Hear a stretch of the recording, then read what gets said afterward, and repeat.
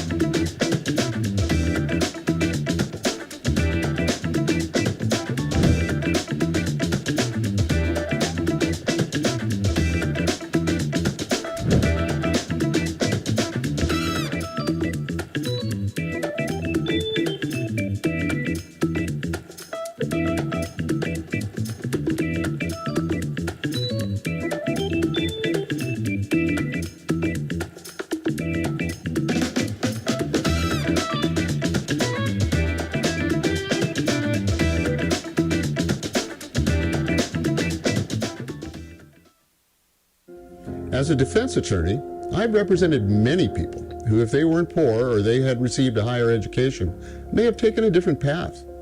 As senator, I will propose a scholarship for those whose struggles are less academic and more financial. Let's keep our university full, not our prison. I'm Thomas Fisher. I not only approved this message, I wrote it. Paid for by Tom for Guam, Drake Diaz, Treasurer.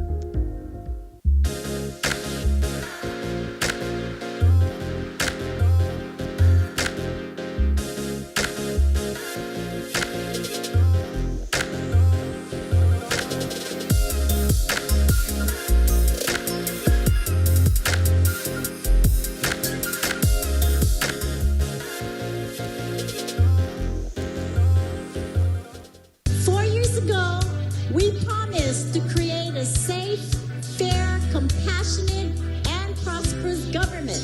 And despite a global pandemic that shut down our economy along with the rest of the world, we kept our island going. You can't give up on hope. Each other's hand we hold. We're on a long, hard road when we're all in this together. We can make our way. Each and every day, you need a vote and say, let's move it forward. Oh, we're halfway there, so stand up if you can. Oh, yeah. Forward and dignity, forward and civility. This is Governor Lou Leon Guerrero, and I approve this message.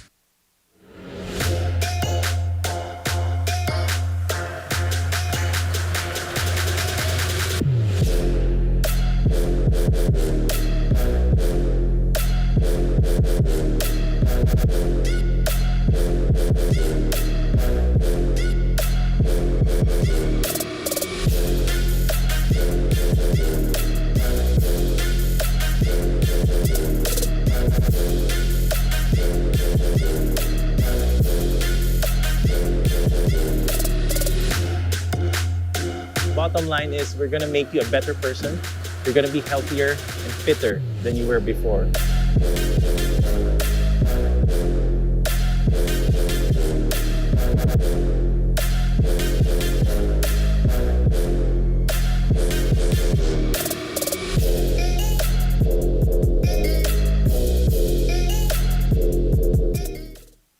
Welcome back. The Torres administration failed to make a $5 million payment to the U.S. Department of Health and Human Services as the Commonwealth government's required match for Medicaid. In a speech to supporters, Lieutenant Governor Arnold Palacios lambasted the governor for endangering the lives of thousands of Commonwealth residents who rely on Medicaid for health coverage. So we just found out that the governor and the Department of Finance has not paid the match for our Medicaid payment, our local match for Medicaid payment, $5 million. million.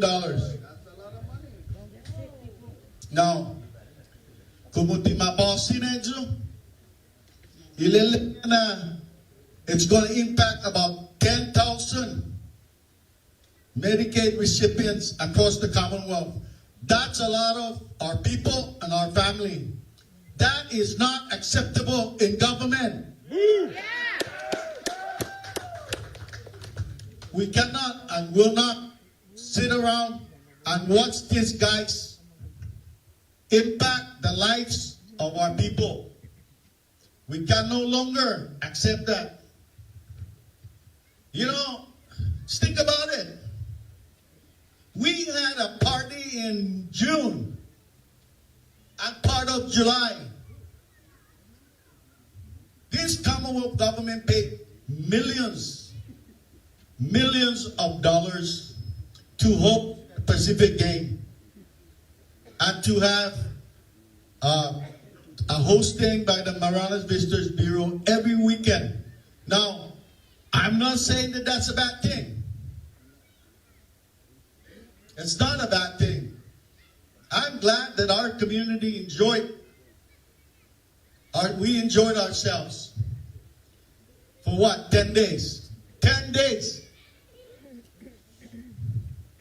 We deposited $3 million 2 years ago. We deposited $3 million to host that game. And I would venture to say that we probably spent $10 million to get it done. $10 million for 10 days. And then we're back to square one. We're square zero. We're back to dealing with our Medicaid payment. We failed to pay $5 million. That's going to impact 10,000 people of our people. 10,000 of our people. Now, is that acceptable? No. It's not acceptable. Mr. Palacios is running for governor against Governor Ralph Torres.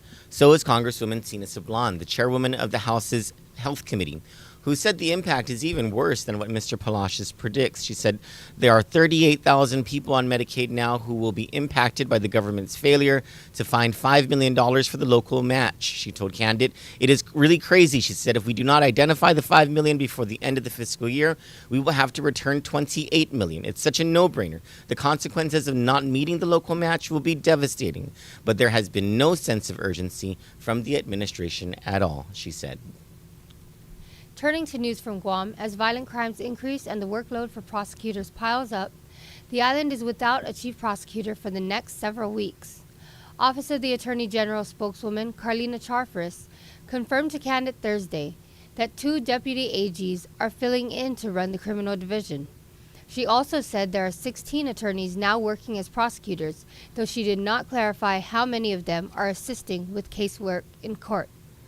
The Attorney General's office under Levin Camacho has seen an exodus of prosecutors who reportedly left because of Mr. Camacho's bad management of the office. The Democratic Party of Guam's faction pushing for the re-election of Governor Lulian Guerrero against her challenger, Michael San Nicolas, is in damage control mode, attempting to salvage support at least from one candidate crossed out by Vanessa Williams on her Blacklist 12 sample ballot last weekend. Kandit last night published Democratic senatorial candidate John Civarez' recent statement condemning the blacklist in a story that raised the question of whether the political fallout against the governor's campaign would be felt in the island's most populated village, Derdo, where Mr. Civarez' mother is the popular 5-term mayor. The fallout continues this morning with another of the Blacklist 12 senatorial candidates, Franklin Bunker Meno of Inarajan and Maritzo, issuing a statement also condemning the attempt against him and the other Democrats. Kandit will publish that statement today. Finally, the Guam Visitors Bureau and its CEO, former Governor Carl Gutierrez, are making progress in bringing tourists back to Guam. In a news release Thursday night, GVB announced, United Airlines announced nonstop service between Nagoya, Guam and Fukuoka, Guam, relaunched in August. United additionally stated that Guam's hometown carrier will increase flights between Guam and Tokyo Narita, Japan, to 21 flights per week in August. Also, Japan Airlines resumed direct service between Tokyo Narita and Guam for the months of August and September. This is the first time Japan Airlines has operated this route since the onset of the COVID-19 pandemic. So, thank you. Those are our top stories for this morning, and I'm sure news will continue today. We have an agenda of news to bring you. First, school starts next week, right, in the public schools? Yes, the 10th, Wednesday. Wednesday for what? Because I think For- sometimes elementary, middle, and high start on different days, right? Well, they said the 10th for my high school or my middle school. Your high schoolers in GW. Yes. Your and middle schooler is Antillon. at Antillon. Okay. And then my elementary in Juan Guerrero. And it's all Wednesday, Yeah. but at different times, right? Have they published a Yeah. bus schedule yet? No, I need to look at that. It'll be coming out soon. Where do they publish it? PDN or Post? I think PDN. In one of the papers, or maybe both. I don't know. Maybe if they come out with a digital it'll bus be schedule, online, right? we'll Yeah. put it out on our website and on Facebook. What? So the reason I bring this up, the reason I bring this up, first of all, is to just, I suppose, talk up teachers and how much of angels they are for Taking my kids for having 2 to hours deal a day. with kids. Woo. For parents to congratulate them on starting next week, getting your kids out of your house. Sometimes I look at them and I'm like, don't you guys have something to do? Do you have a life? I'm going to work. Go do something. Going through something. The other reason I'm bringing this up is because we're going to have a story today about a whole bunch of classrooms throughout the public schools that are apparently without air conditioning. I was able to get, so we got from source reports that, I don't want to say the number because the number might be wrong. I'm waiting for confirmation from DOE spokeswomen on the number of classrooms that currently are without air conditioning, why that is, and most importantly, when they expect to fix it. Hopefully it'll be fixed before the school year opens and before the kids are there, because I think it's a requirement of the Every Child is Entitled to an Adequate Public Education Act. 72 degrees. 72 degrees, is that what it is? Is your microphone on? So people can hear what your comments are, Eric? Right, Francis Santos. So, it's a requirement. So that's a law that was passed by former Senator Bob Klitsky back in the day. And among the requirements of the law, according to Eric, is that classroom temperatures must be maintained at 72 degrees Yep. at least, right? 10-4. And it's hot. And I mean, and if you've got a middle schooler, especially a high schooler, there's some teen spirit going on. Oh. You know, like That- you don't want Things they said in middle school orientation. use deodorant. Deodorant. Yes, I remember You know, speaking that. of that, you know, there are, I think a lot of us take for granted the sort of what we might consider necessities in life that others, for others, it's a luxury. There are so many families who cannot Right. afford to buy their children deodorant, Right. toothbrushes, toothpaste, and then much less the supplies that are going to be asked of parents to buy. We're going to put out a flyer and some information about something that Harvest House is doing. I can't remember the name of the program they're running, but the word stash is in it. Supply stash or back to school. Stash for supplies or something. Yeah. I saw the moniker and I was like, huh. It's a interesting name. They know what But they're it's for a good doing. cause. It's not that kind of stash, you know. It's for a good. This is for they're School collecting stash. things for kids and for families who can't necessarily afford it. How much are uniforms now? I heard the prices went up, Oh, it was like $150 for the kid. and it used to be $120 For- or something yeah, like that. yeah, But you know, the $150. prices of everything went up. I don't think we Yeah. can peg this one on greedy business owners. It's just the prices of everything have gone up. Yeah. No, but the thing about about paying cash, at least you get to choose whether or not you get dry fit or you get cotton, whether you get pants or you get shorts. Because if you're using those vouchers, they're going to give you it's just whatever they have or whatever they want to give you. I would imagine in this humidity and with these The temperatures, cotton is not so. not the cotton, right? You Yeah. want to get the dry fit. I'm going to Yes. guess that's more expensive. Yeah. Yes. That's what we got. It's getting, and it's been really humid the past. It's been super humid, and I'm fat, so like that, that's not. It just You're doesn't help. buff, Cello. You're buff. I love you. I love you, Chellin. Anyway, aircon. It'd be good if all of the aircons were working in the public schools. We finally got confirmation last night from the director of customs, and we were trying to get a hold of him via email and phone over the past week, and I guess I don't know if they're really busy or he just Campaigning? or if he just didn't see whatever, right? But he apologized. He sent an email last night. I emailed him a whole bunch of pictures of boats and the papers, the ownership documents for these boats, and Chinese nationals that were pictured after they docked over at the Agani Boat Basin, all this stuff, right? And I asked for confirmation. Is this the boat that is under investigation or under suspicion? Is this the boat that arrived with Chinese nationals, et cetera, et cetera? And there was a reason. This isn't a Guam story. Of course, it affects Guam as much as it is a story that we're going to come out with more than likely today, if we don't get busy with any sort of breaking news, about a relationship of these boats to the governor's office in the Commonwealth of the Northern Mariana Islands. It's a very interesting story. We were finally able to get the confirmation that we need in order to come out with that story today or tomorrow or something like that. And of course, we're going to continue with our coverage of the Kenya land scam. We published the first story, which was really more of like a standby for developments in this story kind of story on, I think it was Wednesday night. We'll try to come out with part 2 of that. It'll be a continuing story because this is a gigantic case in the Kenya land scam. Get these in-depth stories at candidnews.com. And Sally Aquino was here yesterday working on the development of her show with our production crew, her Filipino talk show that we are very proud to host here at Kandit. I thought it's Saturdays with Sally. No? What's the name? Is it in Tagalog? You can try. Kababayan, kasali kayo. Kababayan kasali kayo. Oh, okay.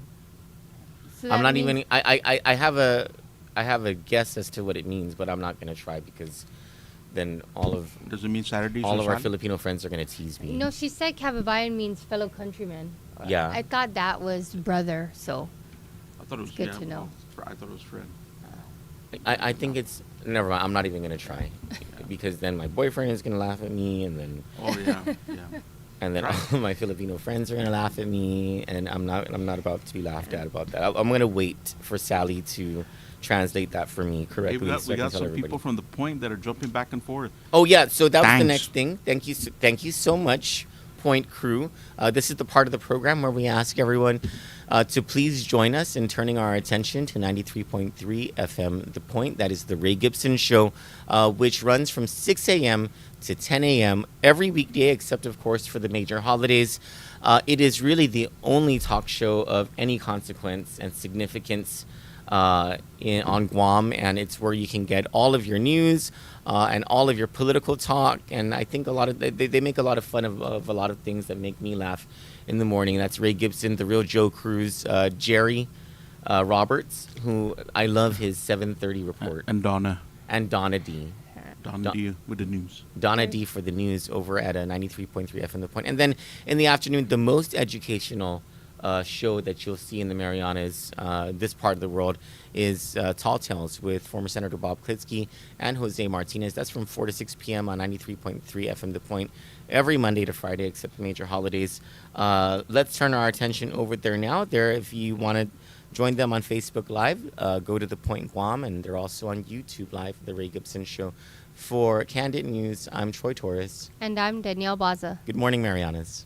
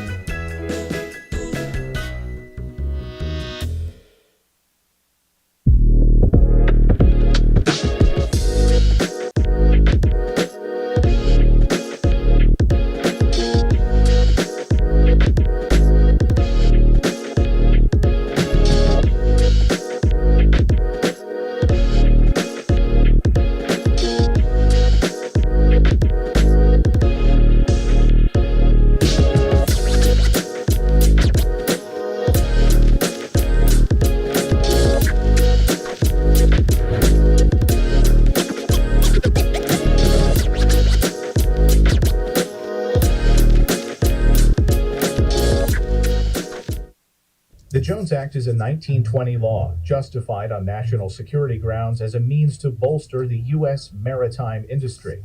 It restricts domestic shipping to vessels that are U.S. built, U.S. owned, U.S. flagged, and U.S. crewed. However, this law boosts cost by banning foreigners from competing and forcing Americans to purchase ships that are up to 8 times more expensive than those built in other countries. The result is higher transportation costs. Shipping oil from Texas to the Northeast, for example, costs 3 times more than importing oil from Africa. Ultimately, consumers foot the bill. In addition, higher shipping costs push freight from ships onto other sources of transportation, such as trucks, which means more traffic and pollution. Meanwhile, this blatant protectionism has failed to benefit builders of ships in the U.S., whose production is less than 1% of those in China and South Korea. Domestic builders have seen over 300 shipyards close since the early 1980s. Jones Act defenders claim the law ensures adequate U.S. ships during times of war, but during U.S. deployments during Operations Desert Shield and Desert Storm, foreign flagged commercial ships carried twice as much equipment as their U.S. counterparts. In fact, the U.S. was so desperate for shipping that it twice requested the use of a cargo ship from Moscow. Both requests were denied. So the Jones Act has failed to achieve its shipbuilding and national security goals while driving up costs for consumers.